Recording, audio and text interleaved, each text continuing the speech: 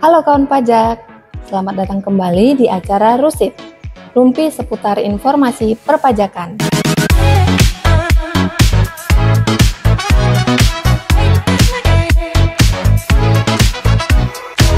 Bersama saya Valentina, akan menemani kawan pajak dalam podcast yang menyampaikan informasi terupdate dari Direktorat Jenderal Pajak.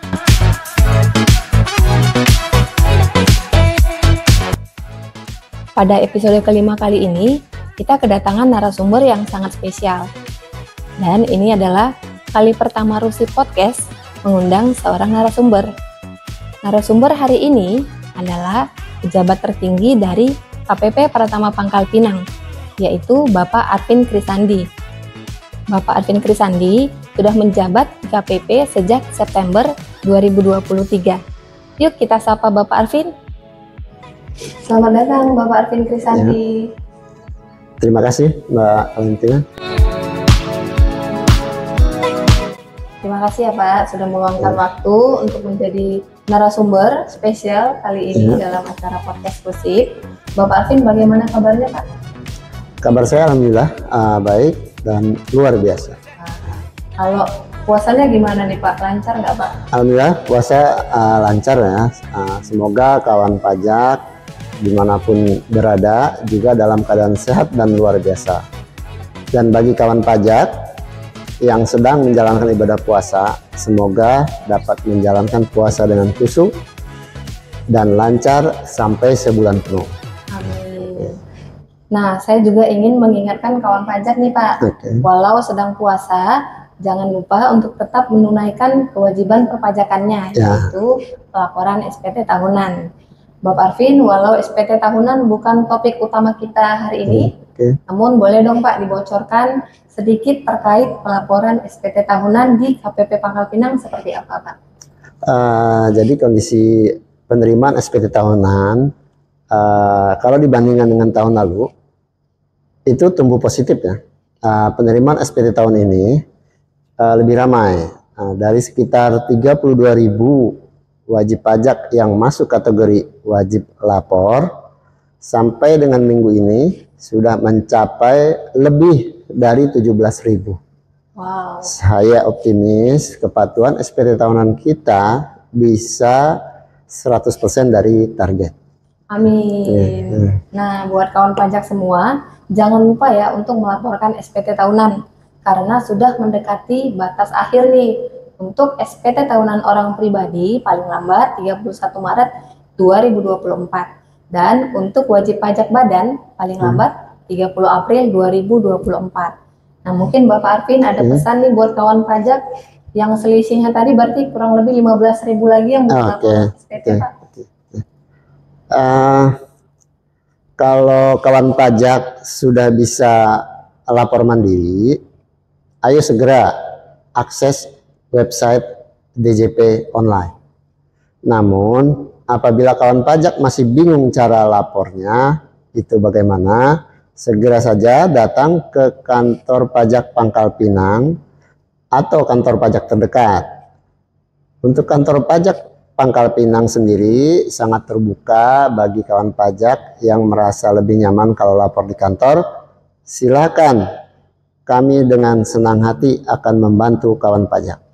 Oh, berarti misalkan nih kawan pajak mau lapor ke KPP nggak apa-apa ya Pak? Oke, siap, kita akan layani. Oke, kawan pajak, topik utama kita di Rusip kali ini adalah membahas tentang sistem yang sedang dikembangkan oleh Direktorat Jenderal Pajak sejak tahun 2018 dan masih berjalan. Namun sudah hampir selesai nih, mudah-mudahan di pertengahan tahun nanti ya Pak. Tahun ini? Tahun ini ya. Siap untuk di launching. Sistem ini disebut dengan Cortex. Bapak Arvin, boleh dong dijelasin apa sih Cortex yang sering digaung-gaungkan oleh DJP Pak? Oke, mungkin kawan pajak sudah ada yang mendengar ya Cortex ya.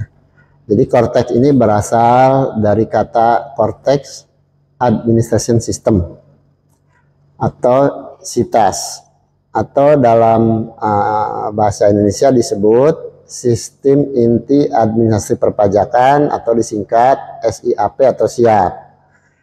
Ini merupakan proyek redesign dan re-engineering proses bisnis administrasi perpajakan.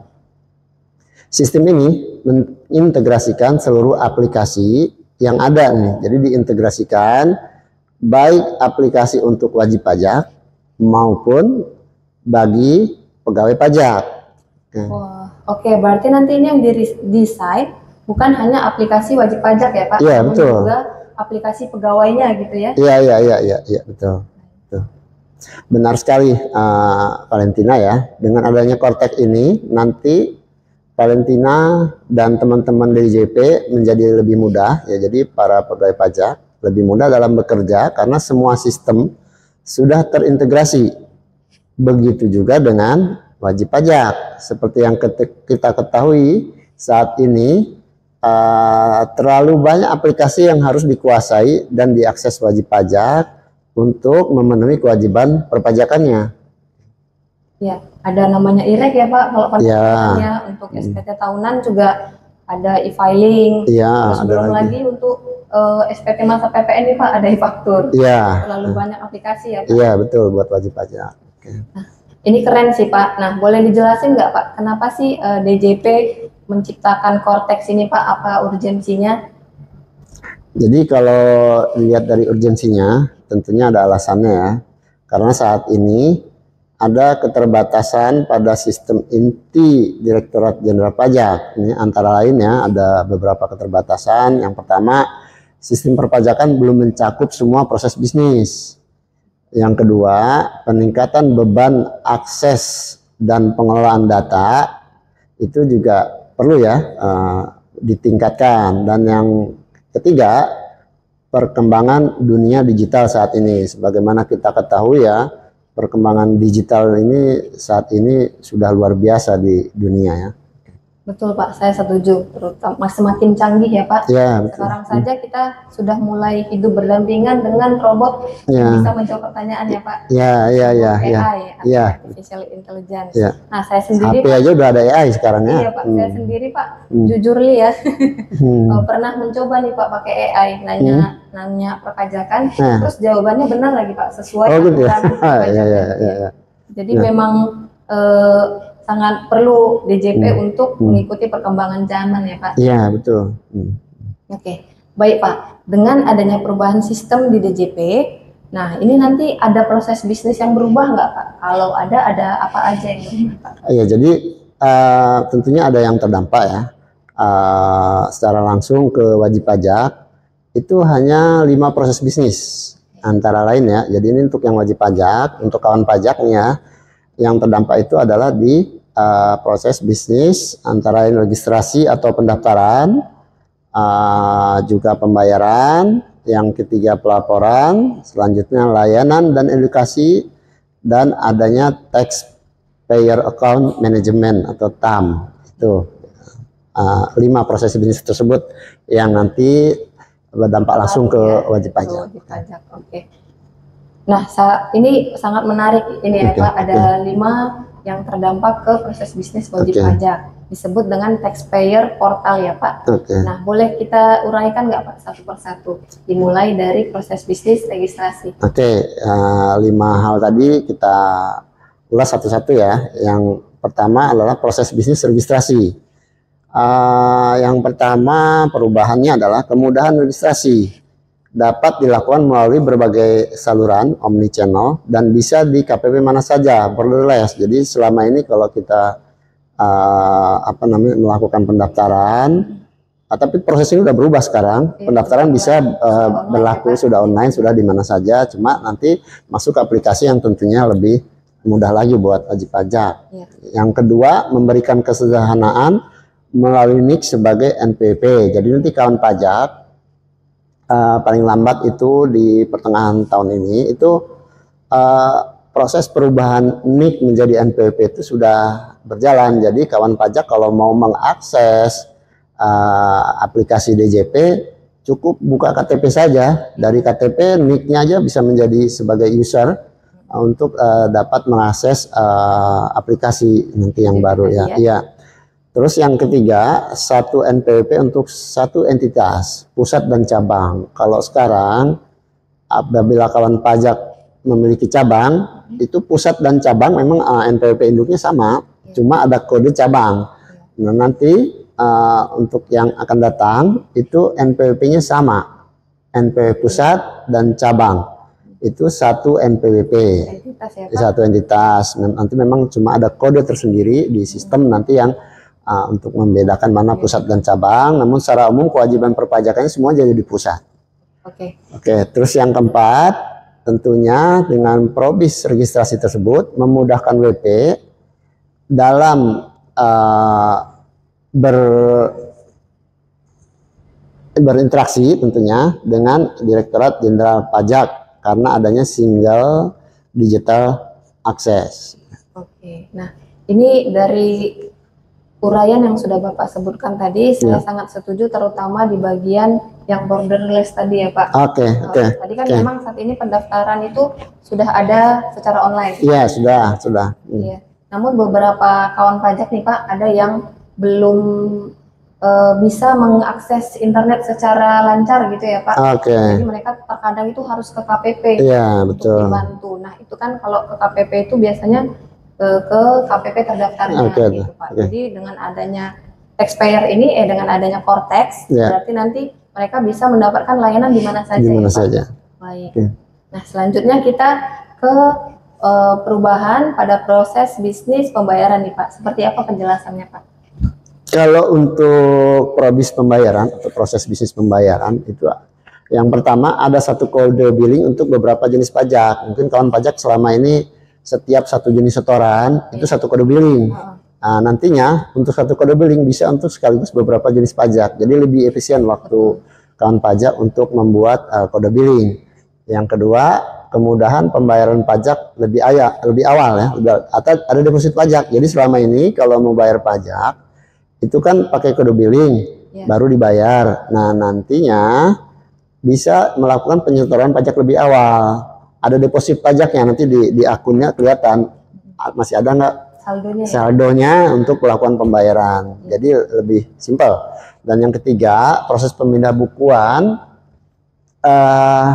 atau restitusi dan pengimbalan bunga lebih mudah karena bisa secara daring atau tetap bisa ke KPP mana aja. Kalau selama ini kan karena selama ini kan mesti ke KPP terdaftar. Oke. Nah, ini yang saya garis bawahi Pak dari pembayaran adalah yang deposit pajak tadi nih Pak. Yang deposit. Oh iya, itu agak unik juga ya. Keren ya Pak. Kayak transaksi di banyak e-commerce ya. Iya, betul. Kita bisa punya deposit ya. Jadi kalau mau belanja kita udah tinggal pakai aja. Sama kayak saya Pak, kalau belanja misalkan di ini e-commerce Orange atau disebut Shopee, itu kalau belanja itu Pak saya top up dulu. Salah satunya itu ya. Iya. Saya juga gitu sama. Soalnya kalau nggak top up saldo Pak, nanti ada biaya tambahan. Biaya tambahan ya. Jadi saya mending top up, terus nanti bayarnya pakai Shopee Pay. Itu oke. Berarti nanti dengan adanya deposit pajak ini, kawan pajak bukan iklan ya ini ya. Langsung aja nih. Iya, bukan iklan, mohon maaf ya. Nah, dengan adanya deposit pajak, kawan pajak bisa langsung bayar dari deposit pajak. Iya, betul. Oke.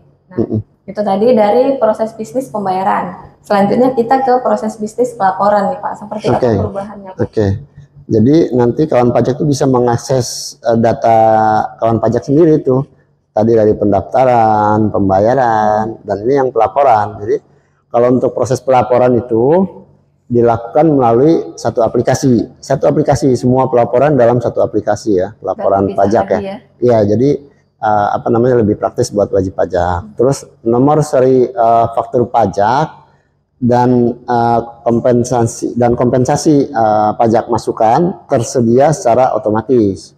Jadi memang ini yang diperlukan ya, karena kadang wajib pajak kan melakukan kompensasi agak perlu cara-cara manual, lebih ribet ya. Nanti secara otomatis nomor seri faktur pajak dan kompensasi pajak itu langsung otomatis masuk di SPT masanya ya, SPT masa PPN tentunya. Terus data bukti potong juga sudah tersedia setiap waktu karena kawan pajak itu dalam menerbitkan bukti potong itu melalui aplikasi juga.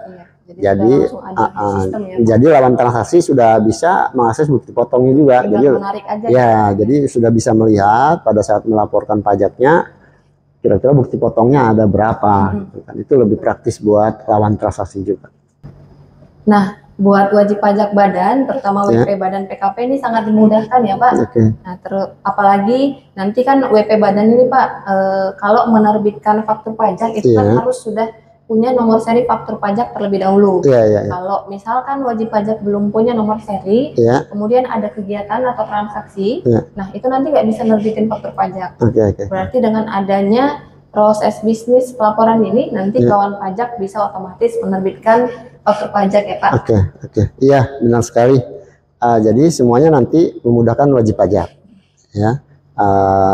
Selanjutnya ini ada probis layanan dan edukasi perpajakan. Jadi tadi yang sudah disampaikan itu sangat bermanfaat tentunya buat wajib pajak. Dan untuk probis layanan dan edukasi perpajakan itu terkumpul dalam satu pintu, meliputi layanan edukasi, layanan interaktif, dan layanan administrasi perpajakan.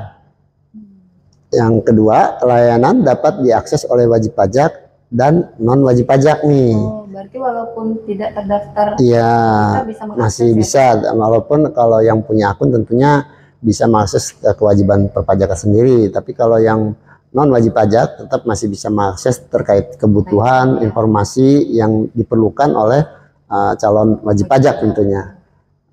Dan yang ketiga, probis layanan dan edukasi perpajakan ini terintegrasi dengan proses bisnis lain sehingga memudahkan pelacakan riwayat penggunaan aplikasinya. Jadi bisa dilacak oleh kawan pajak sendiri nih.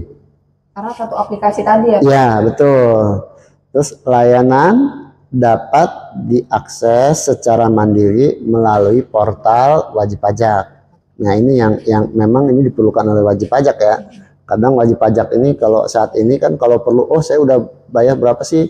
Ya seharusnya ada rekapan manual sendiri, tapi apabila ada di aplikasi artinya data yang digunakan wajib pajak itu sama dengan data yang ada di Direktorat Jenderal Pajak. Jadi datanya akurat itu ya. Di samping manual mungkin punya, secara sistem juga bisa mengaksesnya. Benar sekali Pak, seperti beberapa wajib pajak nih Pak sering mengajukan surat permintaan data ya Pak. Ya, agak aneh juga ya. Seharusnya secara manual disimpan sama wajib pajak ya. Udah disimpan ya.